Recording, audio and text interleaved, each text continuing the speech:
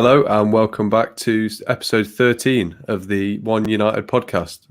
Unlucky 13, hopefully not. Henry, how you doing? Yeah, I'm good. You?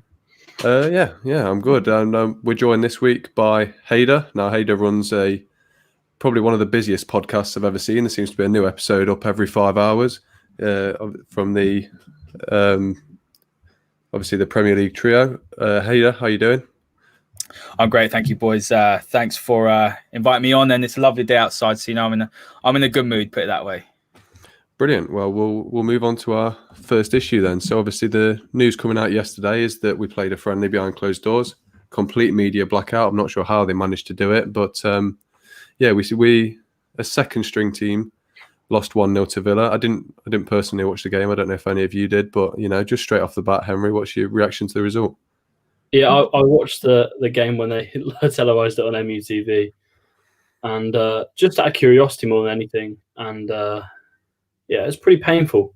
Not gonna lie, I know it's a friendly game, and I know people are saying it's massively overstated that we lost and stuff, but we still had some first team players out there, and we looked shoddy, reckless, and kind of lacking at the back a bit. You saw Watkins kind of having a physical battle with Maguire and sometimes coming out on top. So I mean, it's nothing to read into too much, but if there's any evidence that we need more signings, I think that's it. Yeah, no, I don't know whether you watched the game or not, Haider, but obviously I've seen the goal. It was a good goal. We'll give him that, but I think defensive frailties are obviously still there. Do you have any opinions on it? Look, I think perspective is always important. When you look at a few years back in Louis van Gaal's first season, we had that incredible pre-season. We went and won, I believe it's the Champions Cup or something ridiculous like that, something like the Audi Cup equivalent, where we went and beat Real Madrid. We beat a lot of top teams onto that. And we all thought, wow, okay, United are going to go and they're going to really step forward and they're going to become the United that we know. And unfortunately, obviously, we saw how that season went. It was a pretty terrible season under Van Gaal, the first season. And for me, I don't take much stock into preseason games. I'll be completely honest with you, because we've seen teams come and have terrible pre-seasons like Chelsea did a few years ago, and then they went and won the league under Conte. So these are things that we shouldn't put too much emphasis on. What you want to see is you want to see good fitness levels. You do want to see a resemblance of a pattern and style of play. That's important. And you do want to see, it's an opportunity for you to see the youngsters as well. There's a lot of talented youngsters. I mean, I quite like the look of Mengi. I thought he was good yesterday. I caught bits of it. I wanted to see Van der Beek a little bit to see how he settled, and he impressed me in flashes. But I think you guys are right. When you look at the squad that was out there, it's quite clear that beyond the first team, that's who's going to play, and that's the reality of it. That's what people aren't understanding. That they're saying, "Oh, it's just a second string," but that's the squad. So when you're making your rotations, or if Pogba gets injured or Bruno gets injured, you're dipping into the likes of a Pereira and Lingard and these sort of players. Obviously, with Van der Beek coming in, that really does give United some depth, which is much needed. And I will talk about it later. But for me, I wanted signings in early. That's the thing that frustrates me, because you're looking around Europe and COVID's affecting everyone. United spent a whole summer chasing Sancho. And James, we've spoken a lot, haven't we, on a few podcasts, that I really want United to get Sancho. I think he'd be an excellent signing. But there are signings out there which could have been brought in earlier. The likes of Reguilon could have been brought in. Thiago is obviously available. There are money problems at United, as it's well documented. But there are deals that could have been brought in. So I think for me, you're looking at that. That's the squad. That's what's after the first team. The first team can compete with anyone on their day. I truly believe that. But if you want to go and compete on all four fronts, it doesn't cut it. And there's players there like Fosu Mensah, who I was a big fan of. He doesn't have what it takes to be even a squad player at United. So it was slightly a concern, but I'm not going to take too much stock of that result. I'm not one of those that's going to react about it. It doesn't really bother me. The most important thing is to get to the Palace game and we really show up and put in the performance I know that we can do. Yeah, I think that's the problem. There was sort of a mini Twitter meltdown yesterday. Obviously, no one knew the score when it was confirmed. Everyone was thinking a 1-0 loss to a team who nearly got relegated last year. We're screwed for the rest of the season. But I don't think it's like that at all. I think it's just purely being used for fitness. That's the thing. But yeah, moving on. Van der Beek made his debut, as did the Zebra kit. I'm not sure which one performed better by the sounds of it. I think they both could have had better introductions, but just Henry, just how excited are you to see Van der Beek come into the team this season? It's exciting, but it's the only thing we can be excited about, really, to be honest. We haven't made any other signings, so I guess he was good. I mean, you're not going to see the full player in a preseason friendly, are you? So I guess in terms of that, he was a good player. In the game, he looked sharp. Probably one of the better players in our team. Although saying that, I mean, it was a team that had Dan James in it, so you've got to be pretty bad to be able to hit that kind of low level. So he was good.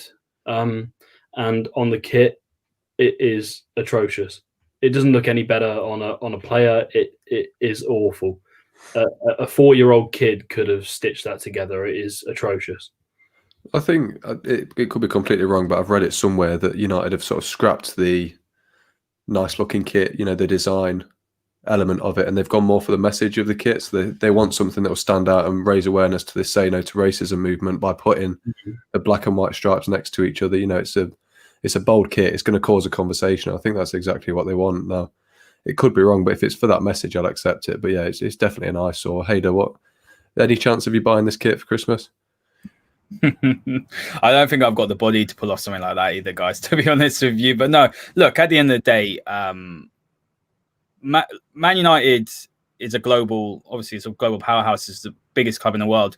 Doesn't matter what the kit is, people are going to buy it. So for me, look, I'm definitely not going to buy it. Look better with the black shorts, I will be honest. I was really worried they were going to be striped shorts, but no, I'm not going to be buying it anytime soon. And if I lose a day, maybe that's what I'll be doing. But on Van der Beek as well, I think he's someone. It's going to take time, pure and simple. Anyone that thinks signing's just going to come in and hit the ground running, it's naivety, and there are a lot of people that will expect quick results, and you'll see it with Chelsea that fans automatically will jump on the likes of Havertz is back, Timo Werner's back if they don't perform tomorrow. So what we do have is we have a player who's very intelligent. He's clearly offers something different to the squad. What United lack, in my opinion, is they lack people that can make good movement off the ball.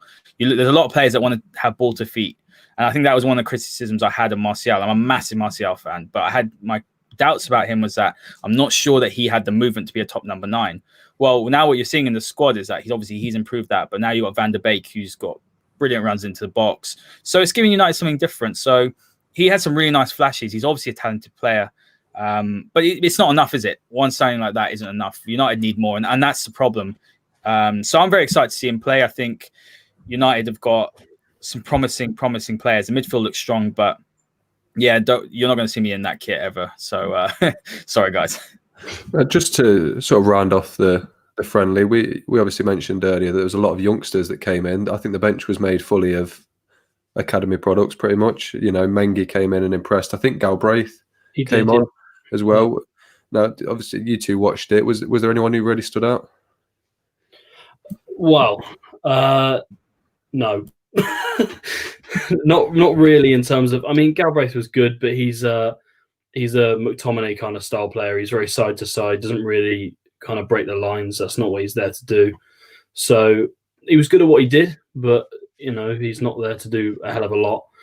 Mengi was good, bodied kind of Samatta a couple of times, so he proved he's got the strength to cope with a Prem striker. So yeah, positivity in that sense, but again, it was a pretty dull game. The second half was awful, absolutely awful. There was no chances. I mean, yeah, I don't really have there's not many positives apart from, as Haider said, the fitness was. You could tell the fitness was there. We were pressing quite high and stuff until the end of the game. So there's, but you'd expect that after such a short kind of pre-season. Well, moving on then, Haider, you watched the game as well. There's a lot of talk of Mengi coming in and being a real asset to this team this year. Did you see anything of him that would suggest that that's the case, or do you reckon he could do with a loan away somewhere? I put out a tweet yesterday after the game saying that he looks very, very promising. He seems to have quite a maturity to his game, which is very rare for a centre-back. You have to understand as well that a centre-back, how many centre-backs around Europe do you see at the top clubs breaking through at the age of 18? It's such a difficult position. If you actually look around and you think about centre-backs that have come into sides, they often go in at fullback. You look at Tuanzebe, how many times did he play at right back? Remember his debut against Arsenal where he completely pocketed who must not be named, Alexis Sanchez, and you had a few others, didn't you? You have Tanganga obviously at Spurs as well, he's played a lot of fullback. If you watch the Spurs documentary, you see he had a fantastic game in one of the Champions League games, I believe, or one of the cup games. So it's a very difficult position because there's so much developing you have to make before you become a top centre back. But when I look at United's options, I can very much see a scenario where Lindelof doesn't perform again, even though I think he's someone that gets a lot of stick. Bailly is injured. Tuanzebe hopefully can come over his injury problems. But then next thing you know, you're looking at Jones isn't going to play. Smalling's going to leave. Rojo, I don't trust. So there's very, very big possibility that Mengi might find himself in the starting 11. What I like about him is that he's obviously got a good head on his shoulders. He seems quite mature for his age. He's got the attributes that could complement Maguire very well. He's got some decent pace. He's aggressive. So look, my view is he needs a loan. And people are saying, oh, don't sign the centre back because it'll block Mengi. And this is a mentality that frustrates me because when you look at 99, United had 4 top strikers going for 2 positions. United won the Champions League because of those 2 that came off the bench. So this whole notion that United shouldn't sign on someone because it'll block someone from the academy's progress. You look at the talks about people saying Sancho shouldn't be signed because of Greenwood. It's nonsense. If you're good enough, the cream will always rise to the top. My view on Mengi is that I think he'll get games. It's so much pressure to put on a youngster. United, if they're going to sign a centre-back, which I think they should, it has to be Upamecano or nobody. That's how strongly I think. I don't want us to go and sign someone who's half decent but will block that progress. The person that's got to come in has got to slot right into that first team and be good enough to improve that defence because we've seen the frailties. So, look, Solskjaer rates Mengi. We see the comments he makes. He said he's similar to De Ligt. I mean, that's very, very big. I'm not sure how true that is, but it's very, very big praise for someone to have. I mean, De Ligt is probably one of the best centre-backs, one of the best young centre-backs in the world. But when you look at Mengi, I think what he has all the attributes to be a top player. But we said that about Tuanzebe, and I'm a big Tuanzebe fan. I'd like to see him step up this season. Injury record is a concern, but if Tuanzebe does, then I think United will be okay. But I just think all the pressure on Mengi, we just need to calm down. He does need a loan, needs to play regularly, and he should be a good player for United in the future. Yeah, absolutely. I'd agree with you. The thing that's frustrated me ever since Tuanzebe's come back from his loan from Villa is that he's never been fit. He was one of the best defenders in the Championship that season, despite being, 20 odd, and he's just not been able to find his feet when we could really use him. But yeah, I think spot on with Mengi. He could be up there with the best. He just needs game time now. Just to move on, we've obviously had a lot of developments recently about 2 Spanish players who could be arriving. We'll start with Thiago. So there's just as we were coming in to record today, that apparently a source close to him has confirmed that he's had an agreement with an English club. Now, Haider, you've obviously had a lot of guests on your podcast. You'll have obviously spoke about this a lot. Do you really see Thiago happening? And if so, do you think we really need him? It's funny because different people say different things. When I had Jamie Jackson on, obviously he's very well respected. He said he can't see it happening. And there's other people, for example, Tom McDermott's come on a few times and he said he would love Thiago. Again, he's about 50-50. I'm actually speaking to an ESPN journalist this evening, so a La Liga specialist. So I'm going to ask him the question. Look, Thiago is a player who was probably not on United's radar, not because of his ability, because he's world class, but because he probably was unattainable, number one, and number two, he doesn't really fit the profile that Solskjaer is going for. When I mean profile, look at the players he's bringing in, there's an element of mentality, which is important. I'm not saying Thiago doesn't have this. I'll go on to it next, but obviously there's a mentality that Solskjaer expects from his players. You look at the way Bruno's come in, it's that winner's mentality. Van der Beek, by all accounts, has a very, very good attitude. He's a team player. Maguire has got a decent level of leadership to him. Wan-Bissaka is someone that puts his head down and works extremely hard. So all these players, even Dan James, maybe his ability is not there yet, or maybe it won't be there, but he's got a good attitude. The kid's a good lad. He's had a tough year with his dad and everything. So you look at what Solskjaer's trying to bring in and you think, okay, young players can develop to be very good players for United. And then you look at Thiago and you think 29 years old, has been injury prone before. Not sure he fits what United are doing. But when you looked at the Sevilla game, and this was something that stood out to me, United lacked that streetwise edge to them. They lacked that know-how. And you looked at Ava Benega in that midfield, and he controlled that game. They have that been there, done it sort of experience for them. And United didn't have that, and they don't have that. Our squad's very young. The average age is about 24, I believe, the starting 11. So they need quality in there, but they also need experience. And when a player like Thiago becomes available for 30 million, no-brainer, absolute no-brainer. United haven't been able to control a midfield probably since Carrick and Scholes left.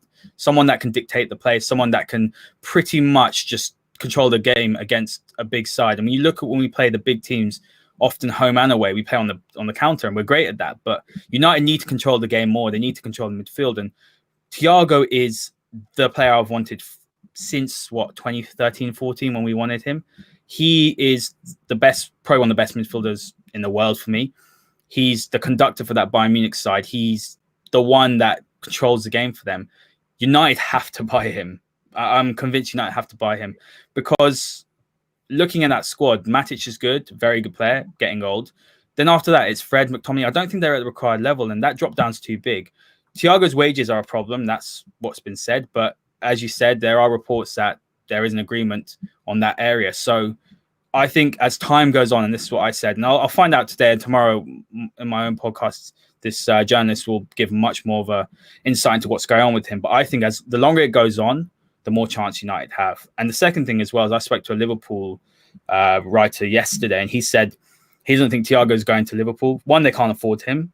Their money situation is not good. Two, although Klopp wants him, he doesn't fit their style of what they're trying to do. You know, he's not a typical Klopp sort of signing, so he doesn't think it's going to happen. If Wijnaldum leaves, potentially, but again, Barcelona have money problems. So United have a massive opportunity, and I think, look, I was convinced it wasn't going to happen. I'm going to say, put my neck out on the line, I'm going to say it's about 60-40 yes, or 65-35 yes. Well, moving to you then, Henry, I'll ask you sort of a similar question. You know, we've brought in Van der Beek as a midfield reinforcement. Do you think we then, obviously, you know, it's undisputed how incredible Thiago is as a footballer, but do United need him right now over, say, a centre-back, a left-back, a right winger? Should he be the priority? Yeah. We've been lacking in that area for years now.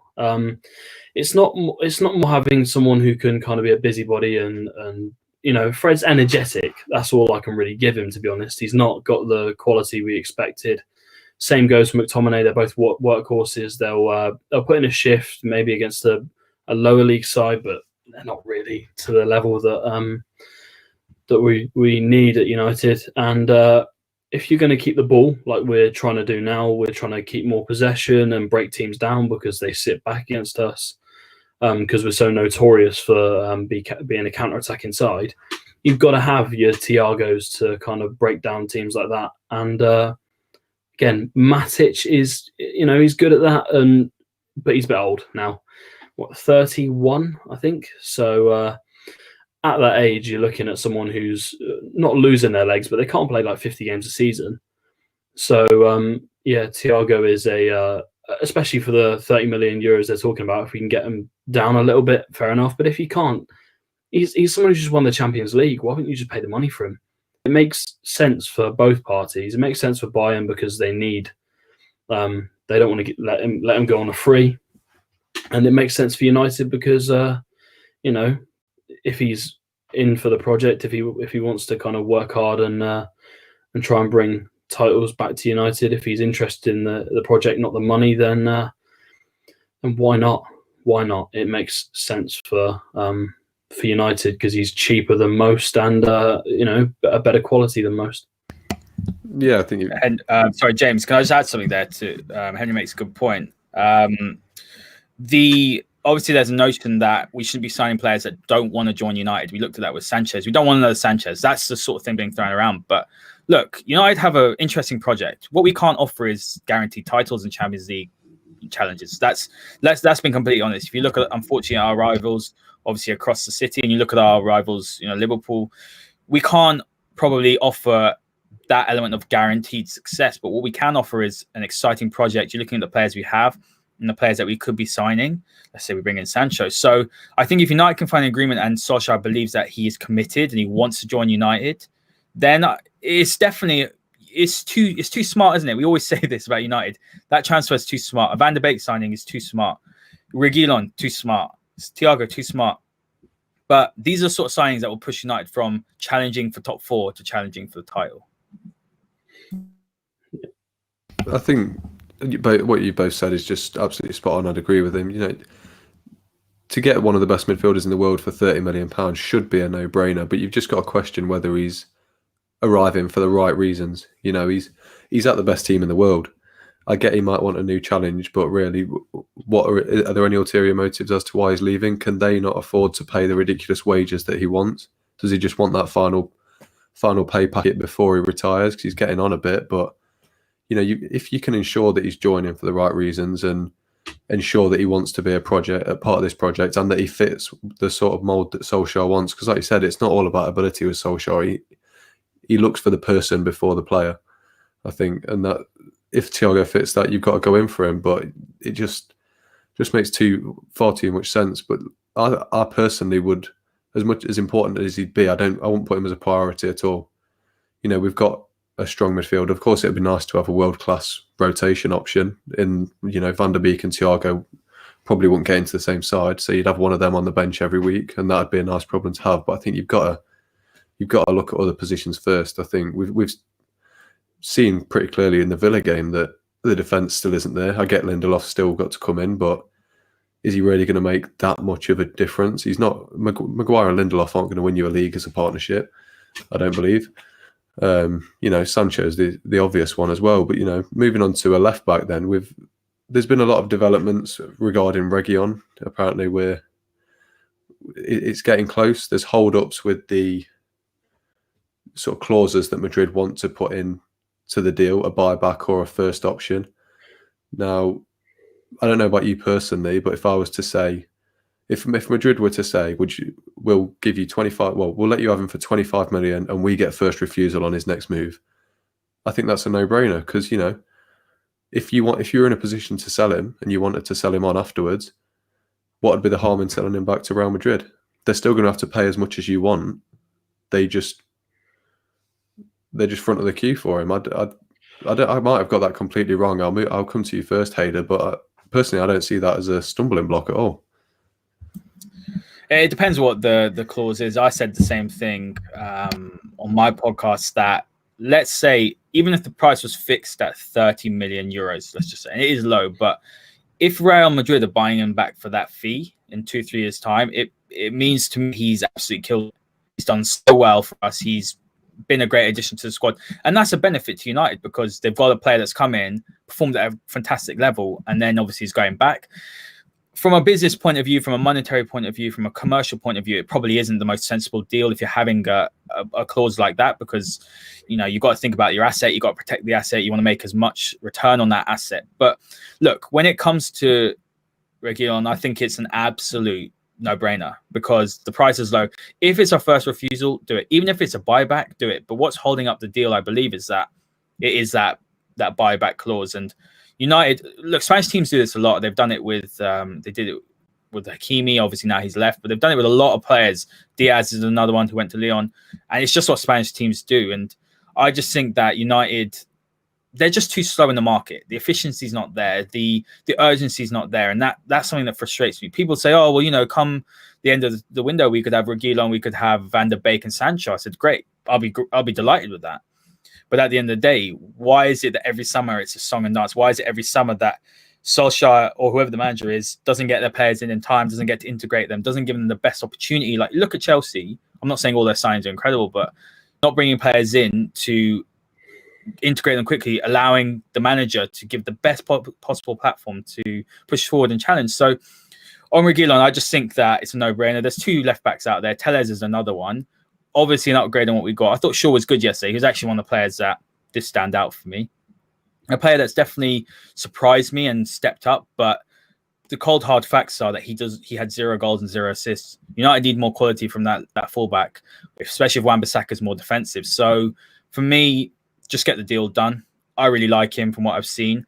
It looks like with Sevilla signing that, I think it's Acuna, something like that, from Sporting now, it looks like we're the only ones in there. It looks like he wants us So yeah, get it done. I don't mind whatever clause is in it. I just want the player in. I want quality there to compete with Shaw or to take his place. Well, Henry, I'll come to you then. A similar sort of question. Mhm. Well, I'll ask you a question in two parts. One, do you believe that this left back position is a priority and that we should be going all out to sign one, even though it seems like we're a bit reluctant in the media? Yeah. And then, secondly, if you had to choose between the two, you've got Tellez and Reguilon. They look like they're going to come in for a similar price. There's obviously a bit of an age difference between them, but they're both undoubtedly an upgrade. Uh-huh. Who do you go for? So I'll answer the second part first, so we can talk about him. I would go for Reguilon without a shadow of a doubt, and that's not because of age or anything. It's more because of European experience. Someone who we've seen firsthand kind of rip us apart. So he's we know he's got kind of good qualities, and that he it's something that makes sense for the club to do. He, from what we've seen, he looks better than Shaw in terms of priorities of positions. It's not the first priority. That's got to be a winger without a question, because how are you going to rely on Greenwood to be a winger when he should really be a striker? And are you going to really rely on him for every game of the season and rotate him with James? And then, you're looking at other options, which would include probably Pereira on the wing, which, that's a big no-no from me. So winger's priority, then, you're looking at other positions. But again, if the price is right, which I don't understand why we're squabbling over this, over these prices. It's like 25 million euros is absolutely nothing for a player of his quality. He's not going to get in the Real Madrid side. They seem quite content with Marcelo and Mendy, who are, to be fair, very good players. So they're not, they're not going to play him. So why wouldn't we just maybe pull him down a little bit in terms of price? The buyback thing you guys spoke about, I'm not really keen on that, I'm not going to lie. And that's more because it shows weakness, I think, as a club. If you go into a deal, they obviously know he's a good player. So if they're trying to put that buyback clause in, they obviously know that he's good enough potentially to be a first-team player in the future. So why would you insert a buyback clause, even if it's, for 20 million more? You maybe first refusal. That would be fair enough, but I think it shows that we're not at the same level, which we're not at the same level as Real Madrid, but it shows that we're not close to being at the same level in terms of like financial power and stuff. So if they insist on a buyback clause, I'd tell them to shove it. In truth. That's fair enough. Just one last thing to round it off then, Haider. I just wanted your opinion on something. As soon as these Reguilon rumours were really getting some heat, suddenly from Portugal, the reports were that Tellez's agent was in Manchester to complete a deal. Do you think that these Tellez rumours have just been sort of fabricated to speed a move up from United, or do you think there is any truth in them at all? There's definitely interest in Tellez, for sure. United, people need to remember, United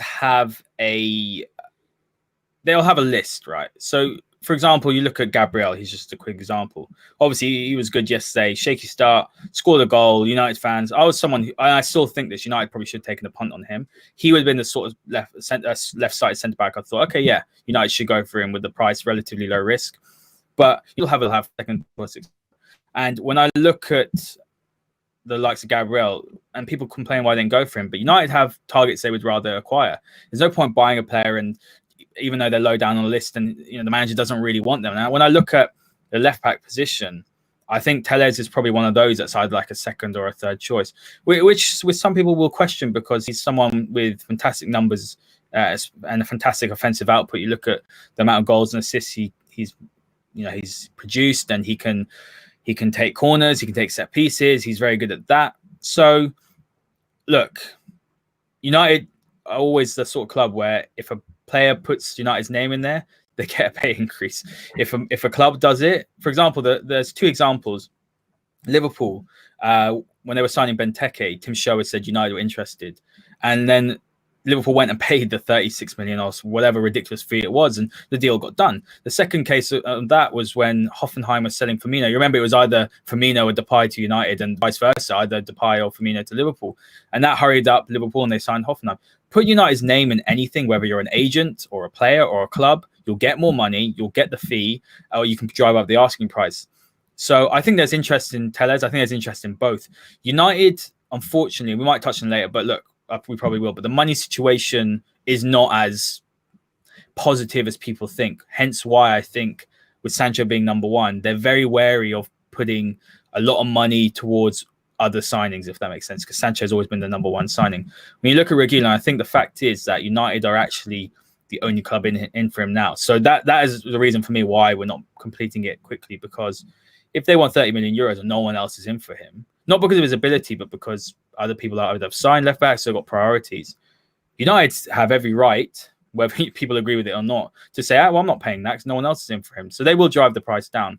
But look, it'll be one of Tellez or Reguilon. I think you'll see Tellez possibly go to Wolves. That's a fantastic signing. But just remember, when it comes to Portugal and Portuguese press, don't take everything as gospel, because we've seen that Nico Gaitan has been signing for United for the past 10 years. And you looked at it with Bruno Fernandes as well. They said that Fernandes was joining United and he wasn't. So look, United will sign a left back, I believe, because they can't sign a centre back. But it will probably be Reguilon for me.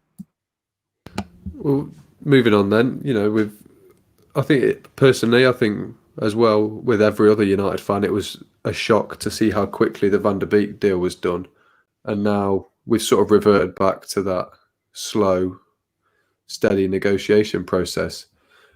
I'll come to you first, Henry, because I think, I think Haider could talk for hours on this afterwards. But why do you think it takes us as a club so long when, you look at Chelsea, they're linked with a player a week later, done. They've done that 4 or 5 times this season, barring the Havertz deal. Yeah. What is it about United as a club that makes everything so slow? It's not anything about the club. It's about the board. As simple as that. The owners and the board. The owners don't want to pay the money. The board are slow getting deals done. If the money's not available, it's simply not available. We don't know the ins and outs of what's going on inside the club, apart from that it's quite evident the Glazers don't want to spend anything this summer. They want to hold back and, as Haider said, maybe spend the money on Sancho later on in the window, or they keep leaking stuff to the press about how we're going to sign alternative players or this or that. And they seem to keep doing this every day or every few days. They leak out, we will sign more players. Or I have no I don't think we have any ambitions for signing big players this summer. And I'm not hopeful that we're going to sign anyone at the moment, because, we signed Van der Beek, but it made too much sense to get that done so quickly. So either Woodward's had a midlife crisis before this and he's getting his act together now, or he's had kind of a minor epiphany and decided to get the deal done as quickly as possible. So, yeah, I don't know. I don't think that the board are very competent when it comes to signing players. We've done it for years. We're notorious for doing it. We leak stuff to the press and it drags on. And then the last kind of week of the window is absolute hell, usually. So, everyone else seems to operate with a director of football. We're the only club that doesn't seem to do that. So, if you don't hire someone that knows what they're doing in terms of the footballing side of things, you won't get the deals done. Simple as that. Haider, I'm looking forward to your answer. You've obviously got a lot of expertise from your podcast to fall back on, so no pressure. But I'll ask you the same thing. What's the general opinion of and then yours personally as to why we're so slow all the time? There's no urgency to get deals done. Look, let's start with the finances, because I think that is a big bearing on how United have done their business this summer. And look, United's wage bill is 300 million. It's huge. And you either had to shift players out one of the best bits of business that United did this summer was getting rid of Sanchez. Whether people think he should have stayed or not, should be given another chance, is besides the point. That was financially a horrible decision. Probably footballing wise, it was a terrible decision as well. So that had to happen.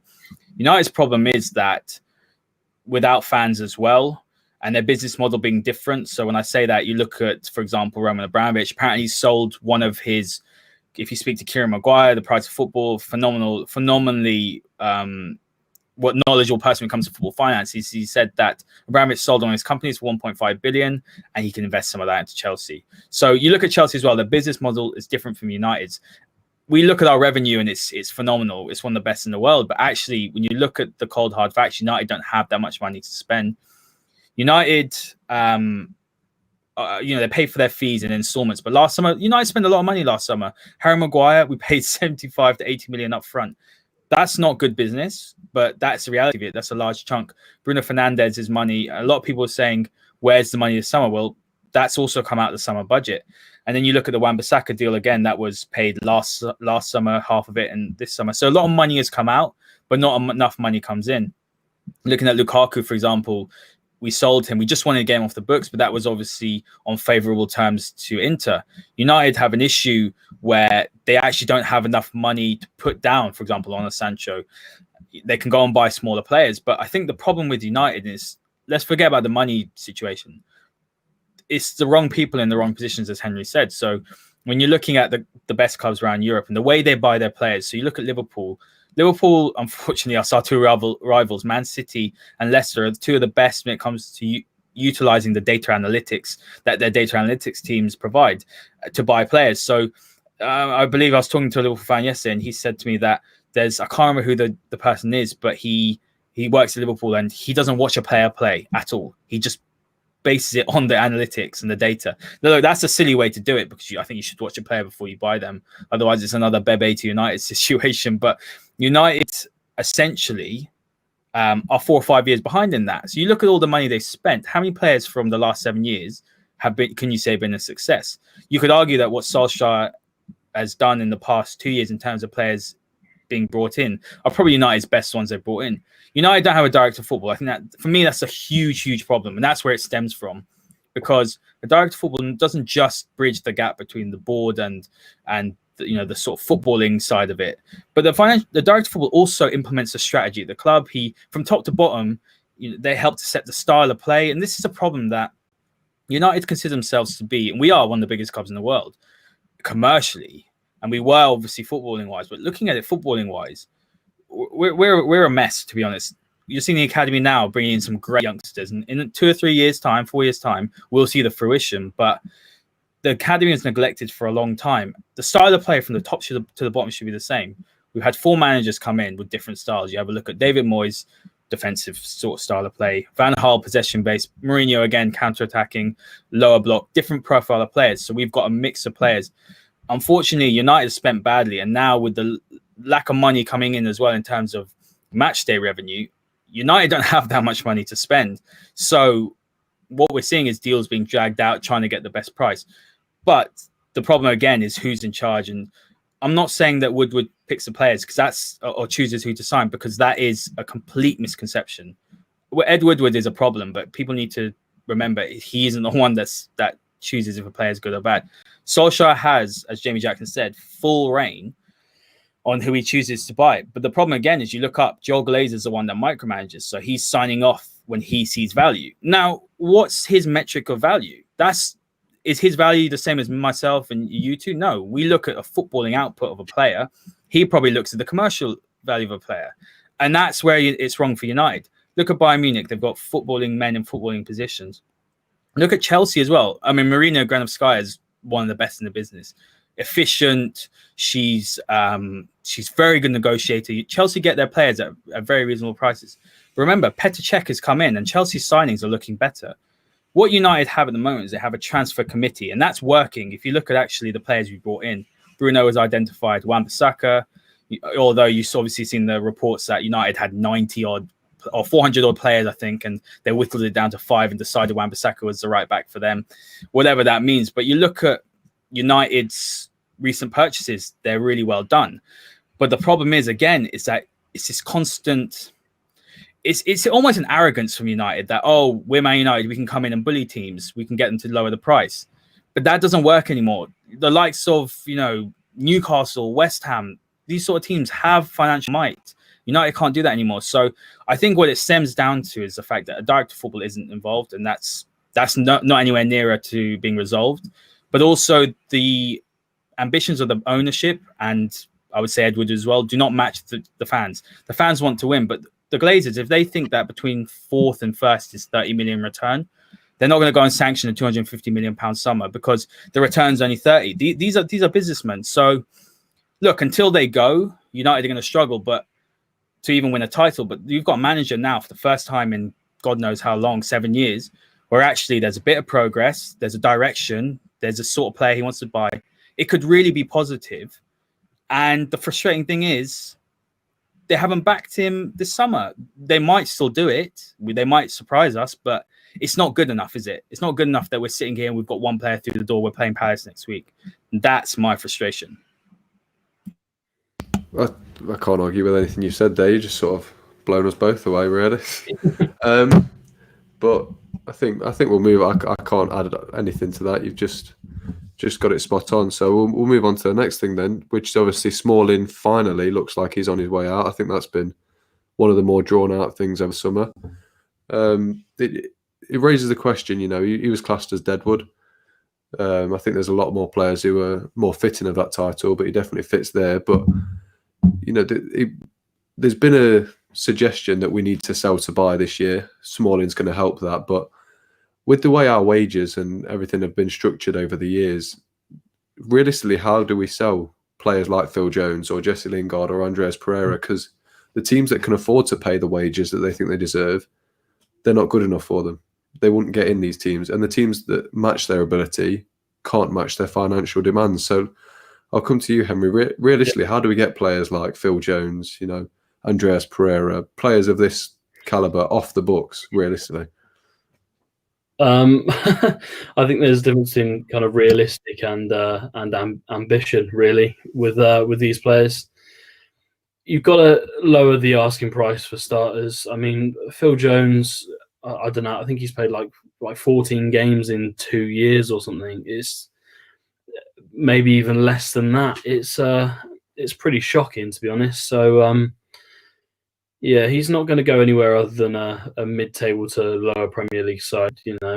Maybe, I don't know. In terms of injury troubles, if he can keep himself fit, then he can be a good player. But yeah, the wages are always the issue. I mean, I think he's on about 100 grand a week, which is just utterly ridiculous. Then you've got Lingard, who got a new contract, which was upwards of 100k a week. Pereira's on like 40, I think. So you're looking at players on high wages that you just have to lower the asking price. I know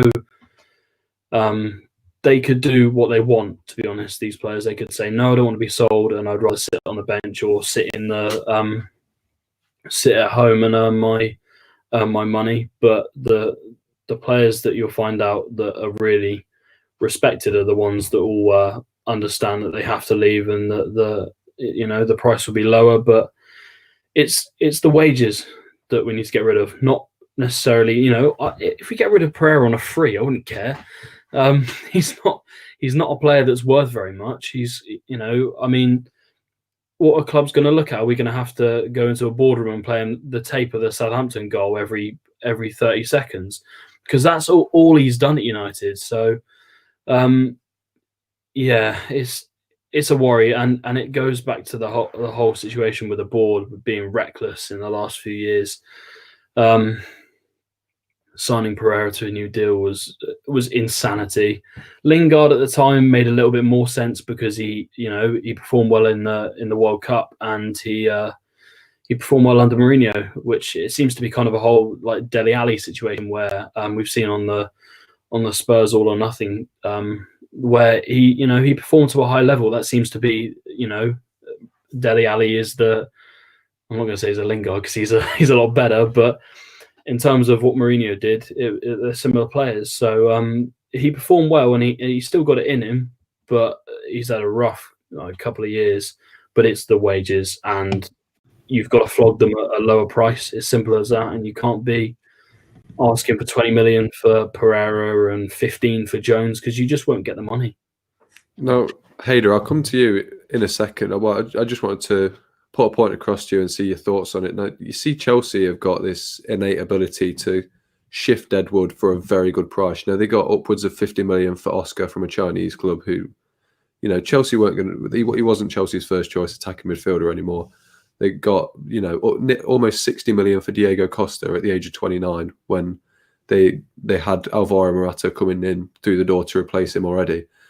Does this lack of ability to get rid of players, and then you look over at Chelsea and they're so good at it, does it just sort of heighten the point about the requirement for a director of football, do you feel? Look, one difference between when United get rid of players and when other top 6 teams get rid of players, we have to take into account as well that United often get rid of them when their stock is low. We have to remember this, that when United got rid of Van Persie, which I thought was a mistake at the time, but he was sold for nearly 5 to 8 million. So you have to remember as well, how many players in the past have we sold when they were at the height of their game? Ronaldo's not the obvious one. Di Maria was one we sold, but we still made a loss on him. Lukaku's another one. But generally speaking, when United are getting rid of players, they've had their best years at United, and it's time to move them on. So you've got to take that into consideration. If you're looking at Chelsea, Morata still had some value, although he's not an amazing player, but he still has years ahead of him to play. Costa, I mean, look, they're phenomenal at it, Chelsea. There's no two ways about it. And you look at actually now, why are they financially more stable in terms of being able to spend this summer? It is the fact that they brought in in the last maybe 4 or 5 years, 450 million in terms of player sales, which can be accounted for. You look at Liverpool, they went and sold Coutinho and brought in a world-class centre-back, the best in the world, and they brought in a world-class goalkeeper. It's clever. United don't do that because United don't actually sell players in their prime. And that can be seen in 2 ways. That's a positive, isn't it? You think about it, United's a big enough club that unless it's like a Ronaldo going to Real Madrid, United or like David Beckham, they get their players, they pretty much get them for the best years of their career. And by the time they go to a smaller club. But look, besides that point, I think that's a very key point that people do wonder, oh, we can't sell so-and-so for this price. But I would not buy any of United's so-called deadwood players if I was a top club, let's be honest. But the problem is as well is those legacy issues in terms of the wage structure is out of control. You look at David De Gea, and this might be controversial, but I don't think we should have given him a 350 grand a week contract because at the time he wasn't playing well and he is in decline. I'm a massive De Gea fan, but it's that lack of planning that United now, if they want to sell him, they're not going to get a massive return for him. Another one as well, I'm a massive fan of Dean Henderson, but I don't think he should be on 120k a week, not even playing a game for United, no matter if he's going to be United's keeper, which he will for 10 years, years to come. So it's these sort of issues that who's making these decisions, the lack of footballing people making terrible decisions. And these are businessmen. These are clever financial men giving out crazy wages. But again, you got to remember, it's cheaper to go and sign Jones on to a new contract than it is to go and splash 50, 60 million on a top centre-back. This is what they've done for years. I remember seeing maybe a couple of years ago, I think Jose's last season, you looked at the back four, all the players pretty much, I think, played when Sir Alex was there. You had De Gea in goal, which obviously was class at the time. Ashley Young was there when Sir Alex was there. This is like 5-6 years after he left. Smalling, Jones, and Valencia. I mean, this is the problem. They're not investing properly. So, look, the wage structure is a problem, and that's why I think United are being careful when it comes to Thiago. Are being careful because they can't ship players because they're on too high a wage. But how that changes, I don't know. It's a problem, and that's why when we're saying United need to sell before they can buy because they don't have enough money to spend, which is why every single player that goes out is so important for getting. Every penny counts for getting that Reguilon, for getting Thiago, for getting Sancho, for putting enough money down for Sancho. And that's the point, that United have not... Look, it's a lack of planning. They have not done enough to get Lingard out the door because nobody wants him. Diogo Dalot is a player I like a lot. I think he should probably be paying more than the likes of Fosu Mensah. But he's a very key bargaining chip that United should be looking to utilise, but they're not doing that. You also look at the likes of Pereira. Who gave him a new contract? I don't know. Who gave Phil Jones a new contract? I don't know. Who gave Rojo a contract? I don't know. Who's scouting these players? the injury record is such a problem at United.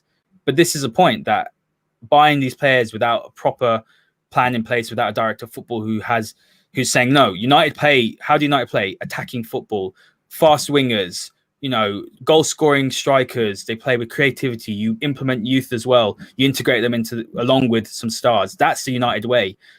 That's the problem, that when Sir Alex left, there was no one there. Arsenal invested in their structure. Whatever you say about Arsenal, whatever you call them a banter club, they bought in Mislintat, they bought in Edu, they bought in Venkatesham, they bought in Sanlehi. I know they've had a restructure, but they brought in people to supplement Wenger going. United never did that, and they lost David Gills. They lost the whole club, both footballing side and financial side, in the space of a summer. They brought in a manager that wasn't good enough. Quite clearly, David Moyes was never going to be a success. Didn't back him, got sacked. And they gave him a 6-year contract. He got something like a 30 million payout. These decisions are catching up to United 7 years later. So we complain. I complain. Oh, I want the signings. I don't want Galacticos every summer. I don't want that. What I want, though, is I want to see United bring in direct to football. If the strategy is like a Dortmund to go and buy the best young players and develop them, I would love that. Just have a plan. If you don't want to spend the money on that, invest in the infrastructure, invest in the new stadium or to make it bigger, invest in the training ground, which is getting old now, invest in young players, invest in upcoming talent, bring in a director of football, have a plan. Because if Solskjaer left tomorrow, the whole club would leave with Solskjaer again. And then a new manager has to bring it in. So you have a director of football. It should be a case that if Solskjaer left tomorrow, the new manager coming in should have a similar philosophy and ideology and similar values. And this is a problem at United. So when you come to selling players, well, Solskjaer's not keen on those players, but then the next manager might come in and not be keen on Solskjaer's players. So there's a lack of continuity, wastage in terms of wages. And unfortunately, when United sell players, unless they're in their prime, nobody wants them. And with that wage, why should they go to Norwich and be on a quarter of a salary when you can sit on United's bench and just be calm? I know that's a horrible attitude to have, but that's the reality of the modern footballer. Yeah, spot on again. Spot on. I think for these players, they know they're never going to be the top of the game. Phil Jones knows he's never going to get back in the England side, no matter what he does. So if he's collecting 100k at United for sitting on a bench, why would he go to a club like West Ham, work his arse off to become their first choice centre back, and realistically never make it regardless for half, if not quarter, of the wage? It is like you said. It's our poor planning previously that's completely catching up to us, because now new signings know that they're coming to United. Everyone at United's on a big wage. United can't then get new players in on a good wage either, because they'll be going, right, hold on, De Gea's on 350k a week. Jadon Sancho can go, I'm one of the best players in the world. Why can't I have £250,000 a week? It's just horribly run. But we'll sort of segue into our next section then. Obviously, with the signing of Van der Beek can lead us into this. I think I was very happy to see earlier on Twitter that you'd gone on a bit of a rant about TalkSport's coverage of Koulibaly, and this is something that I've wanted to talk about this week since we've had the week off. Henry, it's been nagging at me. I think the downward spiral that British punditry is going in the media now, I think it all sort of kicked off with the coverage of the Van der Beek signing. Now, United signed one player this window so far, and it's been the most talked about signing, in my mind anyway, in the mainstream media, in a negative way. I think to get this player on a bargain, for such a bargain, should be celebrated. But in the media, they're saying, why have they signed Van der Beek? They've got McTominay. They don't need Van der Beek. But then you look at the coverage of Chelsea signings. They've signed Havertz, Werner, Ziyech, all three world-class attacking players to add to their already bolstered attacking options of, Tammy Abraham, Callum Hudson-Odoi, Christian Pulisic, just to name a few. They've got incredible squad depth going forwards, and they're praised for it. They're going, right, this is a Chelsea team that's going to win the league. They've made some incredible signings. What is it about United that makes everything has such a negative spin on it? I just really don't understand it. I'd be interested to hear your opinion, Henry. I'm going to start off with, this is the little rant part that I always get into. I'm going to start off with the whole the English press hating foreign players, which is true whether people like it or not. There seems to be, and there's substance to this as well. There seems to be a lot of praise when people sign English players. Oh, they're fantastic. They're the future of the nation. We should always sign English players. But then when it comes to signing players from other countries, people seem to be very critical of it for some reason. So we've mentioned this before on the podcast about it is borderline racist. It is, and I know people will defend the media and stuff, and a lot of people have been guilty of it. They don't do it on purpose. I know you mentioned TalkSport there, and TalkSport are one of them that I absolutely hate. TalkSport, I really do, and it's not, I'm not just doing it to be friendly with you guys or whatever, because I know you guys don't like them, but this is, I genuinely despise them because of what they say. They're very anti-foreign players. They are, whether they see that or not. They've got a lot of high praise for Grealish and co. I've seen stuff on there about them promoting how good Jack Grealish is. Well, the reality is he's not played European football yet. He's had one England cap. So, and they're, saying, why didn't United sign him instead of Van der Beek or, yada, yada, yada. So they spread propaganda, basically, about how good England needs to be, or the English players. It's so frustrating that in this modern time we're seeing all this bullshit. It is rubbish, and it is frustrating because I guess we could class ourselves as journalists, borderline, even though we haven't got that label on our heads yet. But it's sad, it really is, and it brings a lot of frustration and anger in me, because why can't we respect people that aren't from this country when they come to play? And to be honest, all the criticism of the Van der Beek signing, I just delete everyone who criticises that signing on Twitter, because it's a load of shit. The reality is he's played top European football. He's played for the Netherlands many times. They're just either bitter fans from other clubs, or they are completely clueless and they have no idea what they're talking about. He could be a massive flop, but I don't think he will be. And if he is, we've paid 30 million for him. That's not a very high price for someone who's supposed to be one of the top young players in the world. So yeah, I to be honest, it's something that's really angered me, and I've said it before on podcasts like these, and it is just, I just bat it off. I don't listen to any of the rubbish or the propaganda or the promoting crap that TalkSport and even 5 Live have started joining at times now. I just don't listen to it, because at the end of the day, they're talking rubbish. Half of them don't even know what they're doing. They're all either ex-pros that think they know what they're talking about, but reality is they had zero education at any time in their life, or they are just snobby, stuck-up journalists. So I just don't listen to it. Yeah, I think just to build on your point and then segue into what I think Haider's going to say, I think TalkSport are quickly becoming the equivalent of the Sun on radio. They're getting people on who, don't, no disrespect to the Sun journalists, but they're not the most clued up compared to other journalists, obviously. No disrespect to them, but TalkSport are getting players on. Jamie O'Hara, who he's not even got the wow factor of a big player. He was, what was he, backup right back for Spurs? They're clueless. They're clearly being paid to say things I don't think they actually believe, to get clicks, because no one's listening to the radio anymore. They're trying to stay relevant by saying things that just aren't accurate at all. There's no statistical backup to say what they're saying. If they do believe these things, then yeah, I think I'd go along with what you're saying. It is borderline xenophobic. The fact that Grealish, wow, he created the most chances in the Premier League last season. He would have cost 80 million. He's just got his first England cap off the bench on a squad he wasn't even meant to be in.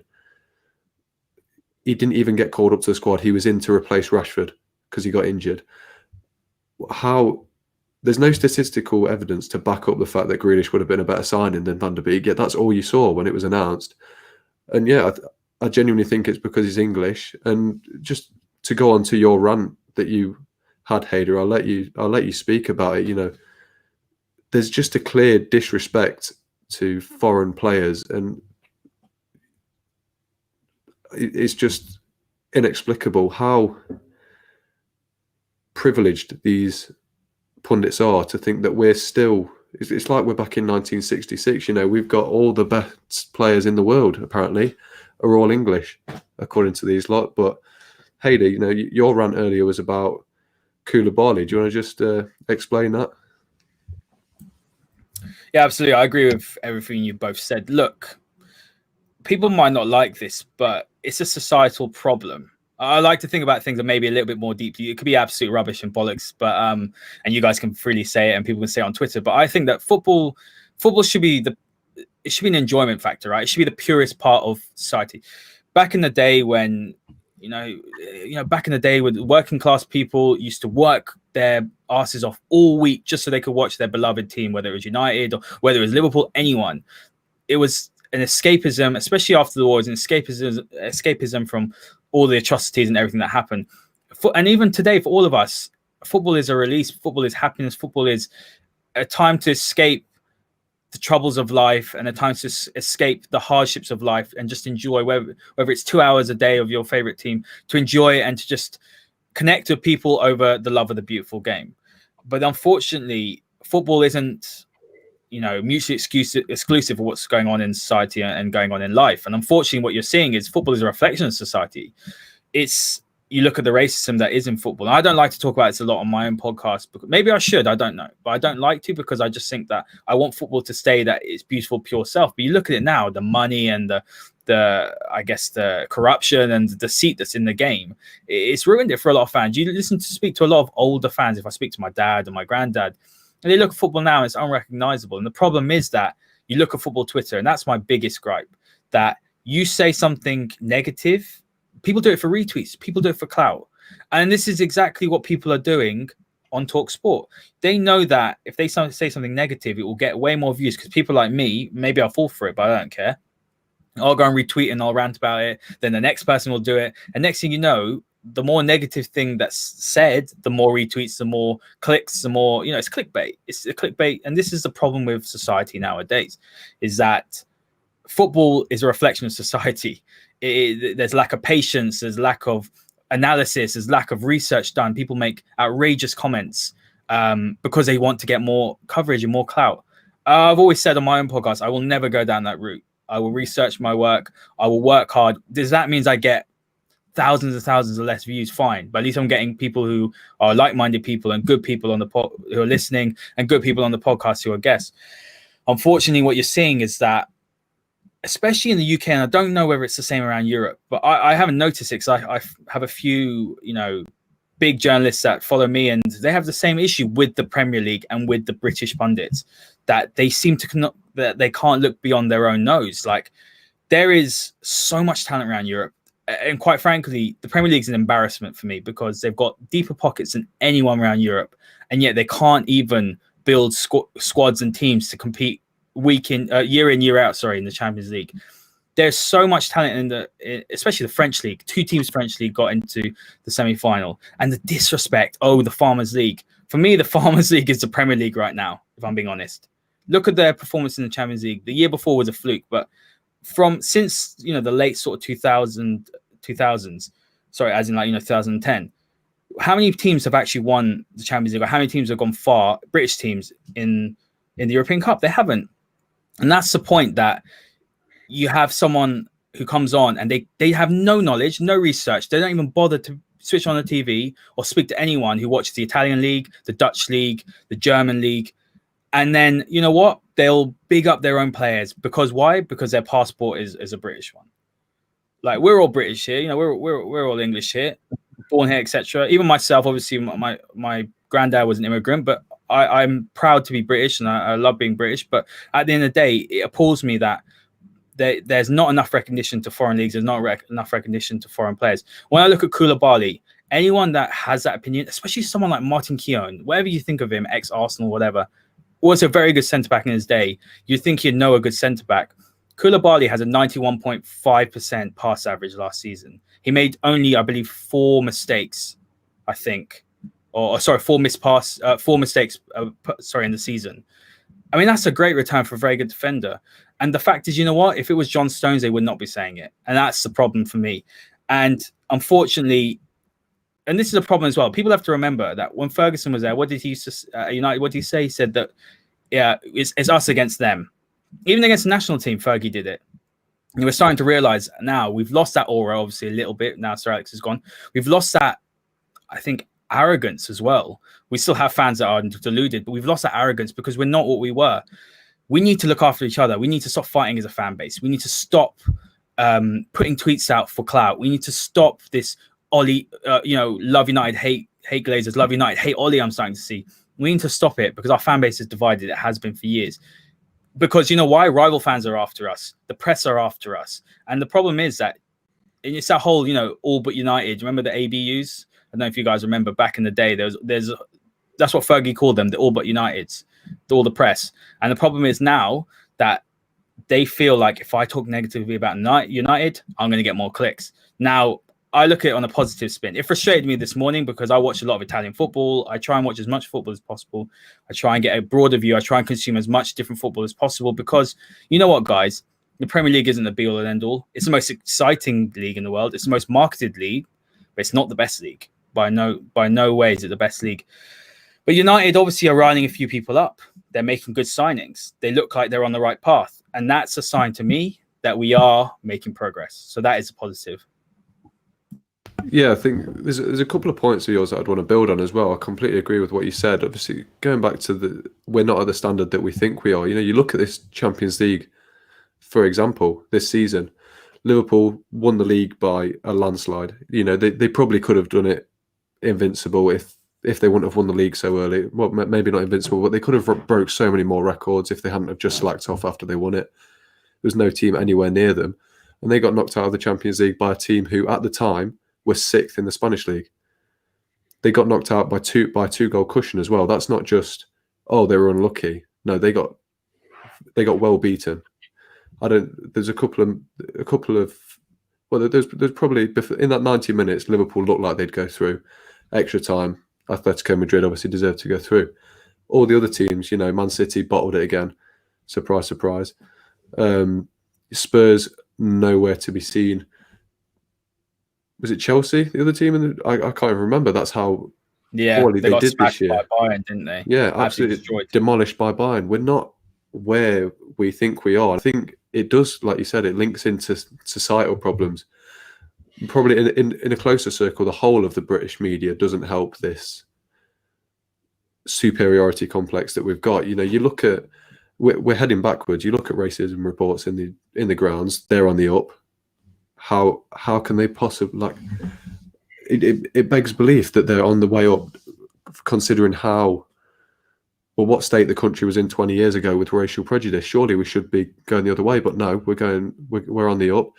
And it's even small things, look, in the 90s and early noughties, there was free to view Football Italia every week. You had that constant access, free to watch, of Italian football. Whereas now, you want to watch the Champions League with other teams outside of Europe, you have to pay for it on BT Sport. You want to watch the German League, pay for it on BT Sport. You want to watch La Liga, you have to pay for it on Sky Sports. Unless you're going online and going out of your way to look at these things, the British people have less access to European football than they ever have done. Well, within the last 30 years, say, and that's got to have a massive impact on it. And then you get these journalists and pundits coming in saying, we're the best league in the world, we're England, of course we are. It just feeds this entire narrative. Obviously, we live and breathe football, so we know outside of this, but how's a casual football fan meant to think that they're wrong? All they've seen is British football, all they're hearing about is British football. There's no exposure to anything else. So why would they not think we're the best league in the world? James, can I add something there? Is that right? Yeah. Go ahead. It's like we were saying off air. There was that gentleman, I'm going to call him because I didn't call him that last night. But look, I don't get involved in Twitter spats. It's not my thing. But what I can't deal with is hypocrites. I can't deal with people that think they're better fans because they do something, or people think they're better fans because they live in they live in England, for example. I know some of the most passionate, we all know this. Obviously, James, you contribute on All For United. So, especially the Indian fans, so passionate. I've got a good friend, the United Link, the massive Twitter page. He's a good friend of mine, and so passionate, so dedicated, so knowledgeable. And this is a problem that you have the fans yesterday, for example, Leeds and Liverpool are playing. No one wants Leeds or Liverpool to win. We're not idiots, right? We know the history. And there are also other, they have the view that, if you watch the game, then you're not a proper United fan. It's just ridiculous. If you just watch United, you can't see beyond your own nose. If you watch just United, you're so biased. You don't have a leg to stand on when it comes to having a proper intellectual or encompassing footballing conversation. You have people as well. Look, we have it in our own fan base, older fans. Okay. Maybe you know what I'm talking about, James. Maybe you don't, but older fans who are condescending to younger fans as if they've never watched George Best play, or they never watched Charlton play, or that George Best and Charlton are the greatest of all time because they're United. I'm not disputing that. I've watched clips upon clips, phenomenal players, but it's this idea that younger fans don't understand things. Younger fans are millennials. Younger fans are FIFA generation, and this is a point that. There's different layers to it. There's obviously the xenophobic side, which you're talking about, which I agree. But there's also there's an ageism thing as well, that there are younger fans who are disrespectful to older fans because they say, Van Dijk's. I was in a little conversation yesterday where someone was saying Van Dijk is the greatest centre-back of all time. Yeah, listen to this. He's better than Maldini and Baresi. Apparently Van Dijk has changed the way centre-backs play. This guy was genuinely trying to argue with a friend of mine, Carlo. He's been on TalkSport before. He's a good guy. He's a big Juventus fan. This guy's very well connected. He's going to interview Sven-Goran Eriksson, I believe, this week. There's people that have this view, and this is a problem. The younger fans they say anything, or they don't sit down and think, I'm going to read a book about something. I'm going to read an article. I'm going to watch a video. And this is a point that there's many layers to this issue that we have in society and in football. It's not just the racism aspect. It's not just the xenophobia. It's not just a lack of research and desire to read up about things that are different and maybe are better than British football. But it's also this thing that older fans think younger fans are stupid and they're dumb and that they don't know certain things, that they have to be educated. And I have a problem with that. And James, you probably know exactly what I'm talking about, don't you? I'm sure you do. Yeah, 100%. You know what I'm talking about. I don't want to be someone that stokes fires, but that's a problem for me, because it doesn't matter how old you are. You could be 80 years old. You can still be in touch with modern football. You could be 25 like myself and still be in touch with. I know I look older, boys, but you can still be in touch with older football and what's gone past.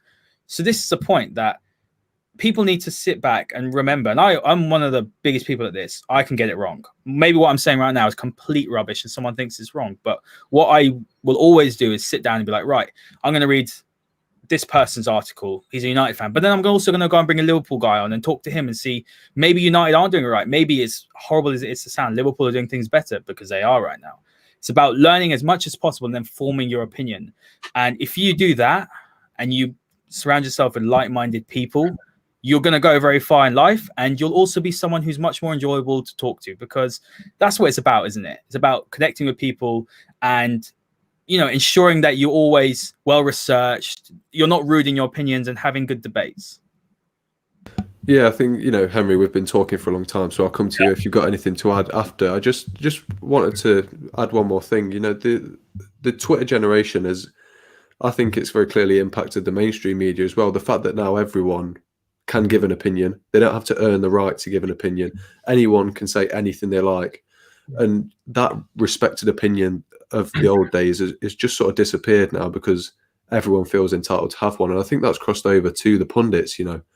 We're doing football journalism at university, but the prospect of us ever appearing on Sky Sports as a pundit is slim to none, because they'd rather have the wow factor of an ex-pro who can give you a few little insights, who doesn't need to research, who doesn't really have the football knowledge outside of what they need to know.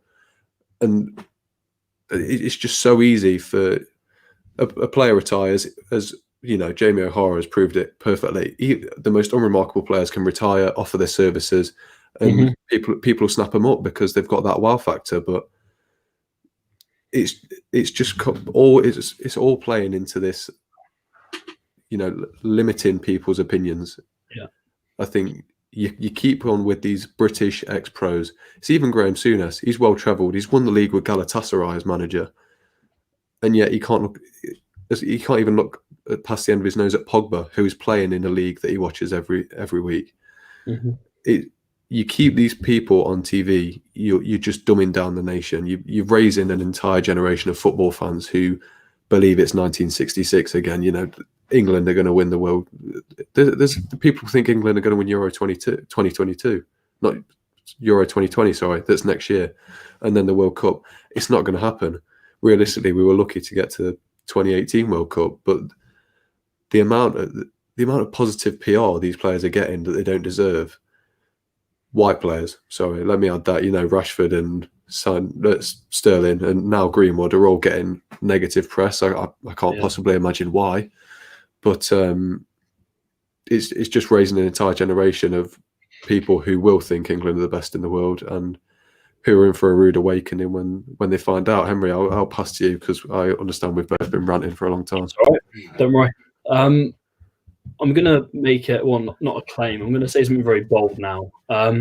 Here we go. I've never been more ashamed to be English in my life, ever. This current day and age it's embarrassing. Why are we living like it's 100 years ago again? I know it's not us. I know the States are involved as well, and I'm sure other countries. You know, we've seen racism in Italy as well, but they're more well documented than the racism in this country is. Well, it's better documented now than it was. I'm going to start with, you mentioned Greenwood and Rashford and Sterling. There was positive PR when Harry Maguire got arrested. Positive PR towards someone that had just been put in a jail cell. Oh, but he's such a good little boy. He'd never hurt a fly. He you know, he got arrested. The reality of it is he got arrested, and he admitted he you know, he might have been kicked or hit by the police or whatever. That's a different story. He got arrested. He was in a jail cell. He tried to bribe the police, according to them. He's been charged with it now. So, and you know, saw today Mason Greenwood, a video that, from what people are saying, is resurfaced from like a year and a bit ago, of him. I think he was doing some NOS or something, he was only inhaling a balloon. There's no evidence of him actually saying, "Oh yes, I've got a canister of NOS. I'm going to inhale this now." So but yet because he's got he's not even a different color skin. We're all the same person. I don't understand why they're getting documented in a poor light. And you see Sterling getting criticised constantly. Or why does he stand up to racism? He should be focusing on football, and he's earning a high wage. Why does it give him a right to do that? Because at the end of the day, he's been criticised, and it's just purely out of racist hatred towards him. So it is a sad country at the moment. It really is, and whether people like it or not, that's the facts. We saw 3 Sky pundits get dropped this week or last week: Laetitia, Phil Thompson, and Charlie Nicholas. Yeah. 3 old white men. And they get dropped, and hell breaks loose. They get dropped for Alex Scott, who's going to take over more.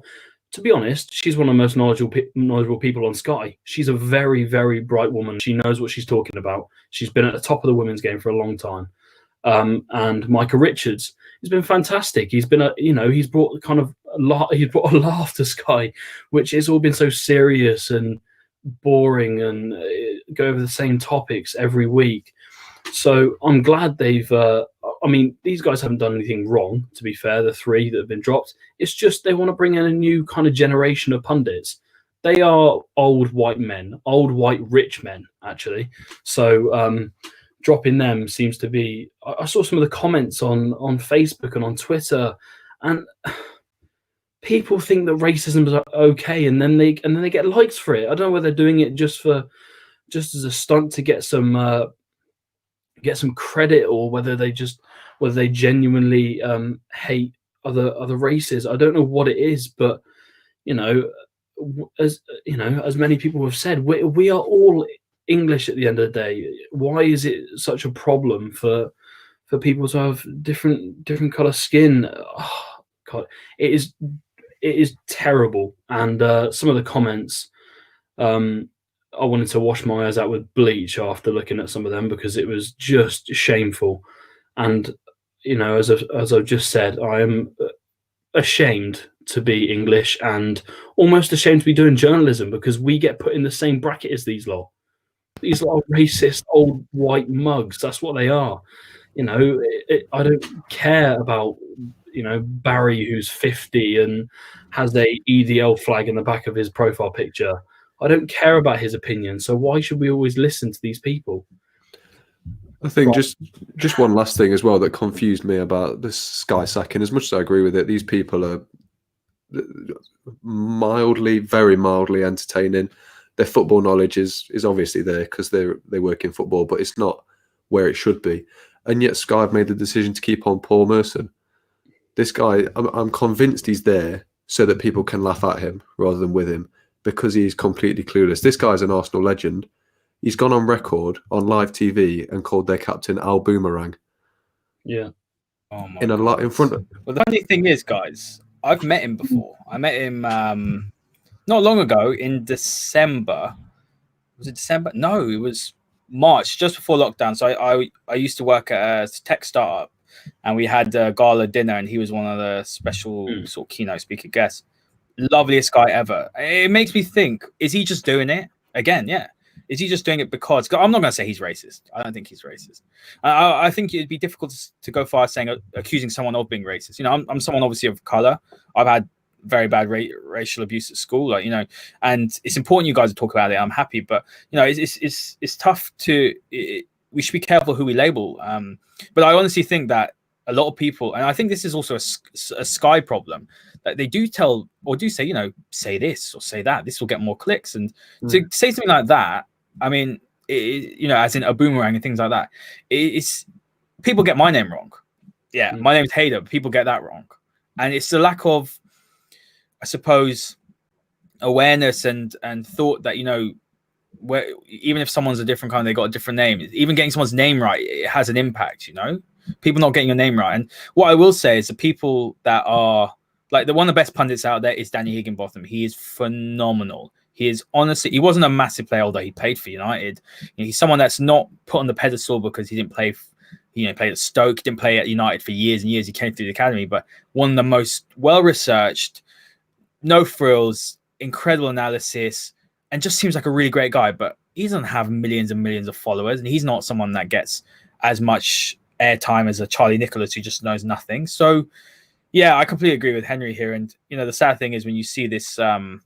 Why they've been sacked, and people in the comments saying, it's BLM's fault. What has BLM got anything to do with the fact that 3 people got sacked for basically being past the sell-by date? So it's a really sad reflection of society, and unfortunately we're seeing people come out of the woodwork and think it's okay to be openly racist. I've experienced it. I'm not someone that I don't group everyone in the same category. All white people are racist. That's ludicrous. But there is a growing sort of I would say with the older fans especially think it's okay. There's a growing sort of group of people that are just openly doing it on Twitter. The amount of people that I've had to block, honestly, in the last I'm not a massive podcast. I work hard and I'm happy with what I do. I'm not huge. I'm not on the level of Phil Brown, who gets a lot of abuse as well. You guys obviously follow him. Great guy. He gets so much abuse. And I'm not but I've started to get abuse. And it's nothing to do with my ability or my comments. Their comments about the color of my skin, and that's the sad reality of it. Do you think the thing with Phil as well, because I've noticed he gets a lot more hate than anyone else, and he's not even a proper journalist. He's going out of his way to get these opinions, get these facts from inside United. He's obviously worked very hard to get these contacts. As soon as he says anything people don't like, it's horrendous abuse. does the fact that he's Irish have anything to do with that? Does the fact that he's living in America, he's not in the UK anymore, could that have anything to do with that? Because there's no one else that I've seen from a British point of view that gets the level of abuse that he does just for saying things that most of the time are true. People just don't want to hear. Yeah, you know what? I'll be completely honest with you. That has crossed my mind a lot, especially recently. I'm sure you saw he came back with quite a funny quip. Look, he's a lovely guy. He's the best United podcast out there, bar none. He's phenomenal. You guys obviously have had him on. He's there to help everybody. He helped me. He came on my podcast a month ago. He's come on your podcast. He doesn't care whether you have 1 view or 1 million views. He's a good guy. He wants to help people. He's humble. I'll be honest with you. Look, I can't say and claim to know a lot about the whole Irish thing in Britain, etc. But that has crossed my mind. But I think another thing, which is probably more true, and what you touched on was the fact that he says things that people don't like. The truth hurts. Let's be honest, right? You see it with other ones. For example, Jan Fortoft. He's elevated himself quite a lot. And I saw yesterday someone turn around to him and said, "Jan, you know nothing, blah blah blah blah. Like you just chat shit, all this rubbish." And I'm just thinking, because you're behind a keyboard, would you say that to his face? No. But this is a problem as well, that people can just get behind a keyboard and say what they want. People like Jan, people like Fabrizio Romano, people like Christian Falk, they work so hard at what they do. All the journalists do. Jamie Jackson's one that gets so disrespected. One of the nicest people ever. This is a guy who writes for The Guardian. He's just completed Ole Gunnar Solskjaer's biography. He sits with Ole and talks to him. And so who's got better access to the manager of Man United than the person that's written a biography for him? And yet the abuse he gets, he's tier 3. He's unreliable. It's just so disrespectful. This is not even talking about race or color. This is anyone who's not, if you don't agree with their opinion, he's a fraud. And this is a problem. And this is something you guys will probably come up with, that you'll share your opinion. It takes so much balls to put yourself out there like you two. And I have so much respect for you both for doing it, because it's a hard thing to do. When you grow, and you're definitely going to grow, you've got a great channel, but you're going to have to, you say one thing and people will abuse you for it because they don't agree with your opinion. And that is a terrible reflection on what's going on in society. I think just to round things, I think it goes back to that point earlier of everyone's got an opinion now. Everyone has to have an opinion, and everyone's got easy access to give those opinions, and that's as good as that can be. It's a brilliant idea. It's what we should strive for, but it's also horrendous as well. It's such a blessing in disguise. To give your opinion, it's basically a human right, really, isn't it? Everyone's got an opinion. But that's also a massive problem as well, in the sense that people feel that because they've got an opinion, they're now right. Anything anyone else says is wrong, and they're going to attack you because you said it. And that's my problem. So I think if anyone's got anything else to say, we've run a bit over. So if anyone got anything else, just if you're an aspiring journalist, the message, and it might be a little bit of a rude one, fuck everyone else, do what you want to do. If you want to enjoy yourself doing it and have fun, as some people do it as a hobby, do it. But if you want to take things seriously, do what you want to do. And if someone puts you down for it, they've got the problem, not you. Completely agree with you. Well, that sort of brings an end to probably one of the most heated podcasts we've had, in a way. I think it's been good to get things off our chest. Haider, thanks for joining us. I know you're an incredibly busy man. If anyone watching somehow hasn't watched his podcast, you've got to go and check him out. I believe the channel's called Premier League Trio Podcast. Yeah, Premier League Trio. Premier League Trio Podcast. We're on Spotify. We're on Apple Pods, but go to YouTube, because that's what I do, a lot of video content, and it looks for every football fan. It's just not for United fans. Broaden your horizons. I did one with a West Ham fan, which is fantastic. It's not got as many views as a United one, obviously, but done one with a Liverpool fan. If you want to know about why they can't sign Thiago, it's great. But look, I'm someone that does get heated from time to time, boys. So I hope that's okay. But I've had a great time talking to you both. So thank you for inviting me on. Brilliant. Well, Henry, thanks as ever for joining me again. Hopefully we're back next week. That should have just been a little sabbatical we've been on, but thanks as ever for watching, and we'll see you next week.